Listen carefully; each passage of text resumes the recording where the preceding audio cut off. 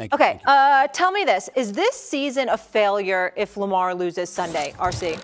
Yes, absolutely a failure. Lamar Jackson is now only judged by championships. And I think it's a failure for many reasons. One, it's a failure because he has the best team. And part of him being on the best team is that defense, is the run game, is Todd Monken that's been added. Also some of the pieces on the outside, but it's Lamar Jackson. Lamar Jackson is in the conversation with Patrick Mahomes for best player in the entire world.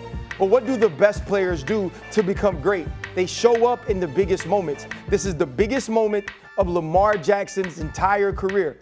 And let's be real, Lamar Jackson is playing for more than himself. And I know we've had the Doug Williams win Super Bowls, Patrick Mahomes, we've had the Russell Wilsons, but Lamar Jackson is different from all of them. Lamar Jackson has gone against the status quo, gone against the familiar since the moment he was drafted by not choosing an agent and staying with his mother, allowing her to be part of his representation by the hair he wears, by the way he talks, by the way he plays. This is bigger than Doug Williams.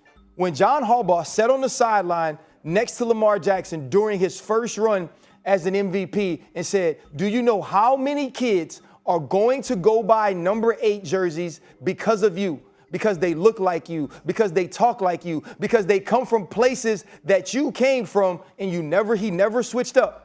He never became anything but Lamar Jackson. He never changed his style of play. He just improved on it. He never changed the way that he directed or he behaved in press conferences. He just improved on it. And he never changed the way that he led a locker room. He just improved on it. But it stayed authentically Lamar Jackson.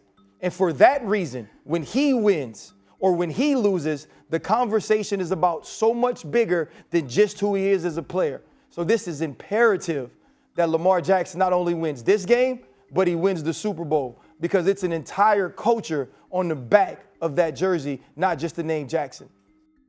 Okay, so that was the video that had a lot of people on social media going at it because many felt a certain way about Ryan Clark's message on First Take.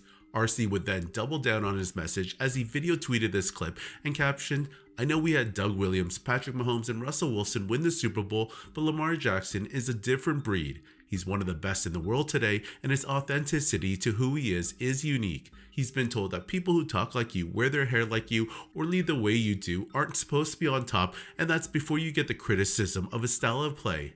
Lamar Jackson represents the challenge to the status quo, the unfamiliar they said wouldn't work, and a community of little boys who one day dream his authenticity could be their own. He's got more than his nameplate that reads Jackson on his back. He's got an entire culture.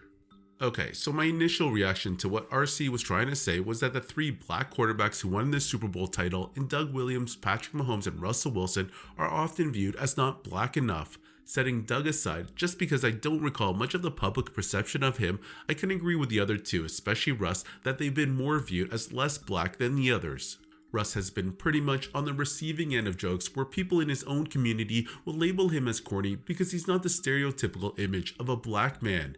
His name's Mr. Unlimited. You gotta be unlimited. The same goes for Mahomes to a lesser extent, mainly because he's half white and has a retard for a brother, but Patrick receives a little bit of that criticism.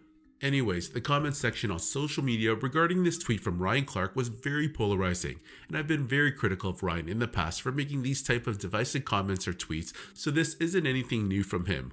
One user responded to RC by saying, his authenticity to who he is, what does that even mean? Somehow Williams, Mahomes, and Russell were inauthentic to who they are? Whatever pseudo-philosophical jiu-jitsu you try through word soup, Lamar is not going to be the first black QB in the Super Bowl. Move on. And then someone by the username DJ responded to this previous tweet and said, I mean, you didn't even try to comprehend what he was saying.